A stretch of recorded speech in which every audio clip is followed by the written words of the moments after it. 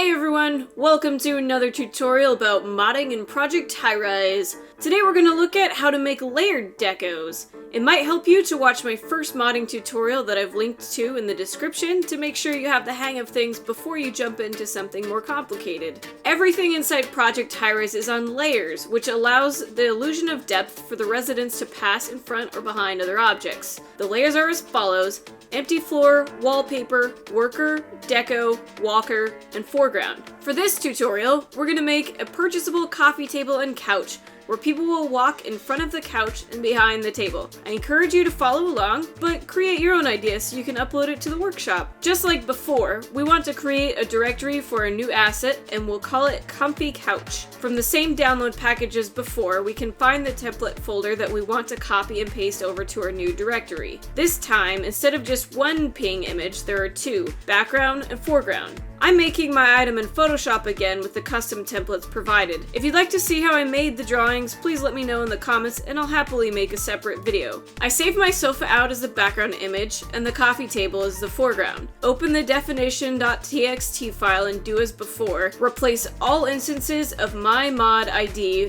with comfy couch or whatever your object name is. Continue to fill out the deco item name and description inside the text section. I don't want this to be free since it's a fancier decoration, so we want to put in a new line of code that allows you to add a build cost to it. The -100 value means that it will cost the player $100 to put in their tower. You can change this number accordingly. Unlike the basic deco tutorial, this file has a layout section in it, which is what enables multiple layers in our file. This is how the document specifies which layer background.ping and foreground.ping will show up on. Because I want to be cool and make people walk behind the coffee table, we need to change layer deco to layer foreground. I know that's not really practical for people to walk between the couch and the table, but you know what? I don't care, because I want to be cool. Since our coffee table is only 2 tiles wide as opposed to our couch that is 4, we want to offset the table so that it shows up in the middle of the couch, otherwise it will default to the bottom left corner of the item. Under foreground, next to mod, we will add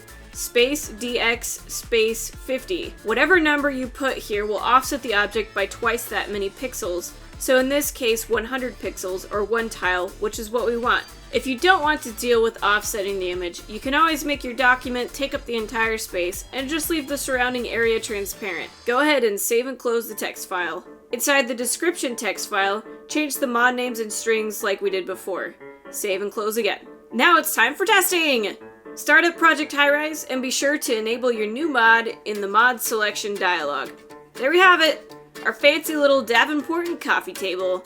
Now that we've tested it and it looks the way we want, time to share it on the Steam Workshop. Click the share button in the mod selection and finish uploading it to the workshop as before.